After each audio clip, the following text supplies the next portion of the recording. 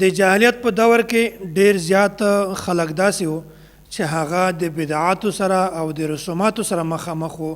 په نن سبا دور کې هم ډیر زیات بشمیره خلک داسې دي چې هغه د بدعاتو سره او د رسوماتو سره مخامخ دي.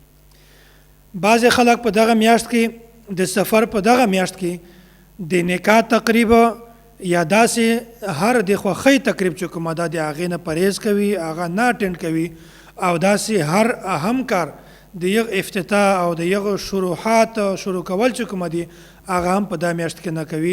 وایي چې دا میاشت منحوسه ده، دا میاشت به برکته ده.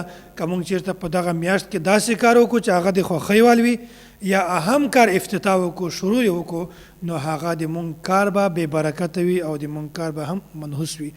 حالانکه دا د دوی سوچ، دا د دوی نظریه بالکل غلطه ده، بالکل فاسده ده.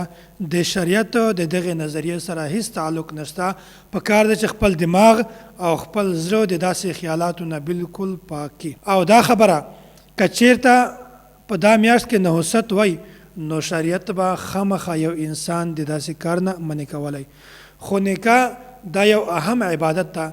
شریعت هیڅ کله هم څوک په دغه میاشت کې د نکاح کولو نه ده منع کړی، بلکې نکاح دا یو اهم عبادت ده. ولې به شریعت داسې کس د عبادت نه منع کوي چې هغه یو عبادت کوي؟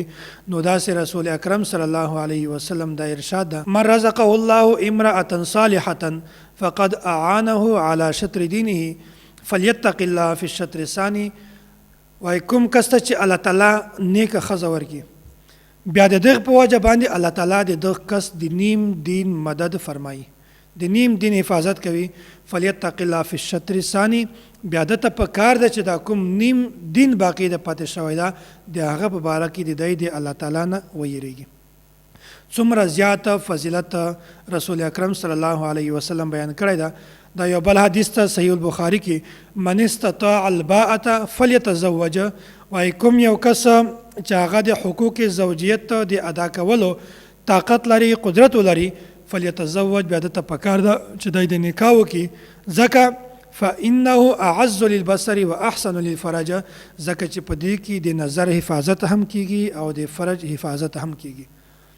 ځکه چې په دې وجه باندې سړی د بدنظري نه هم بچ کیږي او په دې وجه باندې سړی د زنا نه هم بچ کیږي. څومره زیات اهم عبادت ته. دغه باوجود بیا هم خلک وایي چې دغه میاشت منحوسه ده، په دې میاشت کې نکاح کول دا منحوسه ده، حالانکه دا د دوی سوچ او نظریه بالکل غلطه او باطله ده. رسول اکرم صلی الله علیه وسلم دا بل روایت ته: النکاح من سنتی فمن لم يعمل بسنتي فليس مني. نکاح دا د ما سنت ته، او که څوک د ما په سنت باندې عمل نه وکړي دا سړی د ما د امت نه ده.